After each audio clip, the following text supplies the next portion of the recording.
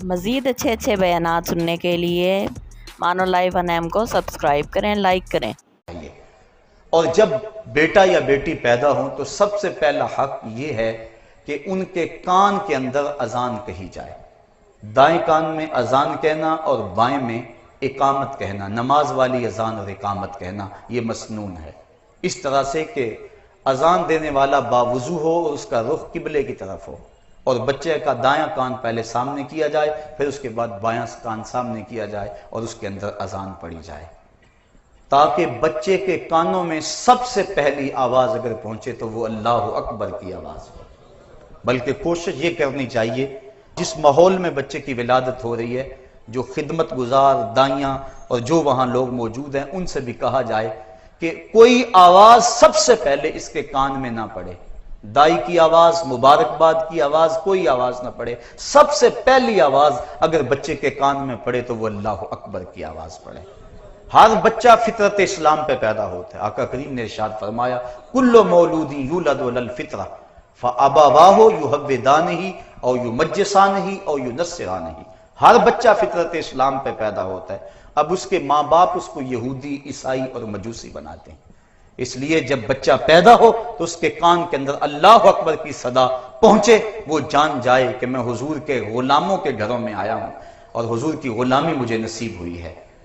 और आज माहिरीन इस बात को बयान करते हैं कि पहली आवाजें बचपन में जो बच्चे के कानों में पड़ती हैं वो उनका फहम नहीं रखता, लेकिन इसके बावजूद सारी जिंदगी वो उन आवाजों से मानूस रहता है और उसके असरात उसके दिल में उतरते हैं। तो बच्चे के कानों में सबसे पहले अल्लाह की बड़ाई की और हुजूर अलैहिस्सलाम की गवाही की आवाज पड़े। फिर बच्चे को तहनीक देना, गुट्टी जिसको कहा जाता है, ये भी मसनून है।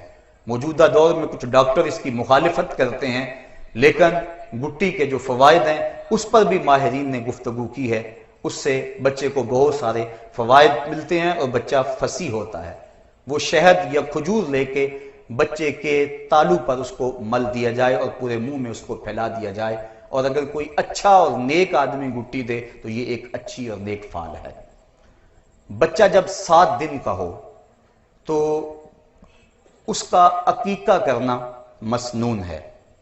बच्चे के लिए 2 जानवर और बेटी के लिए 1 जानवर, वही शराइत जो कुर्बानी के जानवर की शराइत हैं, इनके साथ उसको अकीका कर दिया जाए। और अकीके का जो गोश्त है कोशिश करें उसकी हड्डियां ना तोड़ें, बल्कि उसको कच्चा तकसीम कर दें। अगर उसको पका के भी तकसीम करेंगे तो ये भी शरन दुरुस्त और जायज़ है।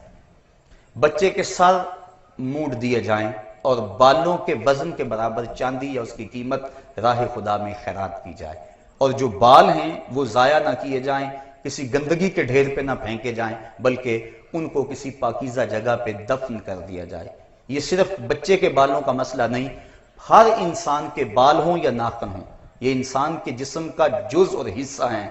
इनको कटवा के यूं ही नहीं फेंकना चाहिए, बल्कि ये इंसान की इज्जत और तकरीम है कि इसको किसी पाक जगह पे रखना चाहिए या दफन कर देना चाहिए। उसके बाद बच्चे के खतने 7 दिन करना ये भी मसनून है। बच्चा कमजोर हो तो उसके खतनों का वक्त आगे भी ले जाया जा सकता है, लेकिन उलमा ने यह तसरीह की है कि बलूगत से कबल खतने कर दिए जाएं, इसलिए कि जो पर्दा है वो वाजिब है और खतने मसनून है। तो सुन्नत अदा करने के लिए एक वाजिब तोड़ना पड़ेगा अगर बलूगत के बाद खतने किए। लिहाजा बलूगत से कबल जब चाहें आप खतने कर देंगे, लेकिन बेहतर यह है कि 7वें दिन खतने कर दिए जाएं। हाँ, अगर कोई शख्स इस्लाम लाता है बलूगत के बाद तो उसके खतने उसी वक्त किए जाएंगे।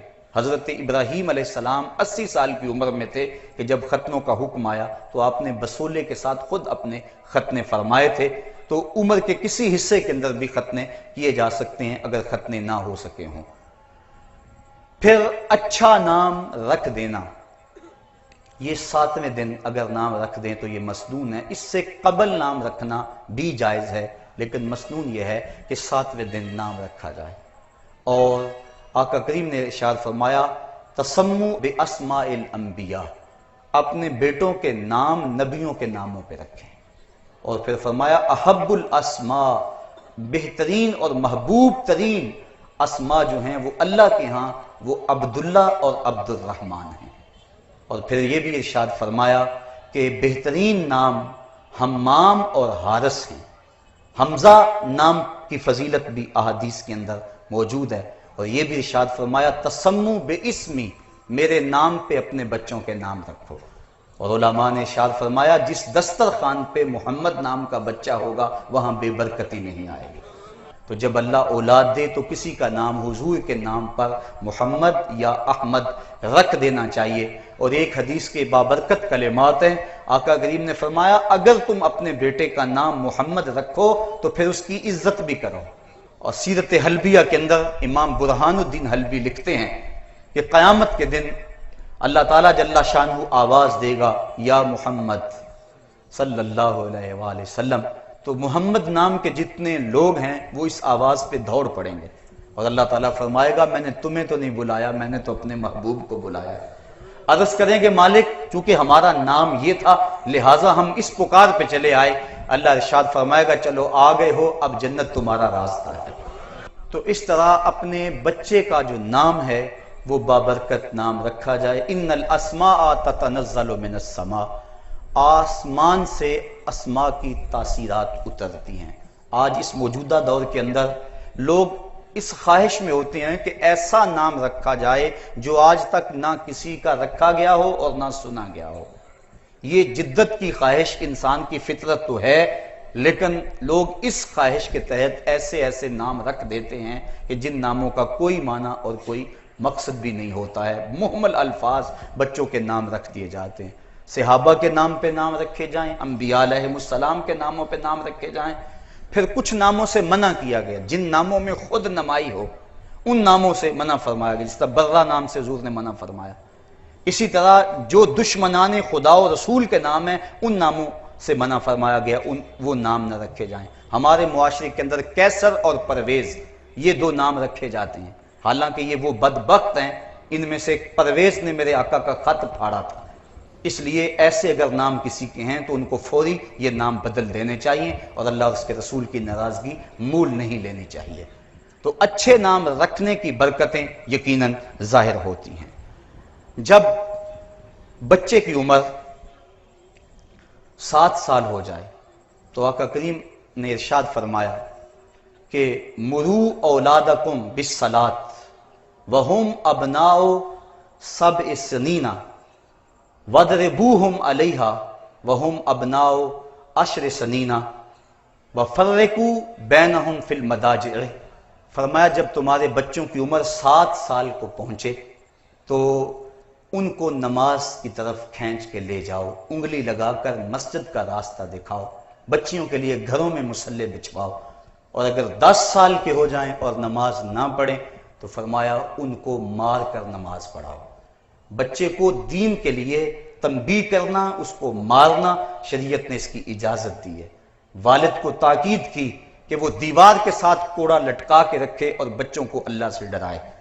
یہ جو سکولوں کی دیواروں کے اوپر اب لکھا ہوا ہے کہ مار نہیں پیار، یہ شریعت کی روح کے منافی ہے۔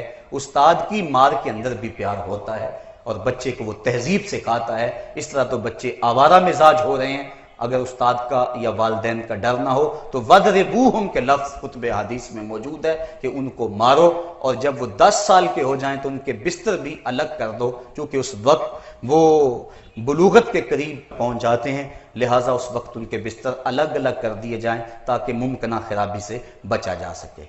جس طرح بچہ پیدا ہوتا ہے تو سب سے پہلے اس کے کان کے اندر اللہ کی بڑائی کی آواز پہنچانا مسنون ہے، اس طرح جب بچہ بولنے لگے اور اس کی زبان فصیح ہونے لگے تو حدیث میں آتا ہے سب سے پہلے اس کے لبوں پہ لا الہ الا اللہ جاری کرو، وہ سنے تو سب سے پہلے اللہ اکبر کی صدا، اور وہ بولے تو سب سے پہلے لا الہ الا اللہ کی صدا، اور اس کے بعد محمد الرسول اللہ سکھاؤ، اس کے بعد آیت الکرسی سکھاؤ، اس کے بعد سورہ حشر کی آخری 3 آیتیں سکھاؤ، اور پھر اس کے بعد فرمایا علموا رجالکم سورۃ المائدہ وعلموا نساءکم سورۃ النور، اور جو مرد ہیں لڑکے ہیں انہیں سورہ مائدہ سکھاؤ، اور جو لڑکیاں ہیں انہیں سورۃ النور سکھاؤ۔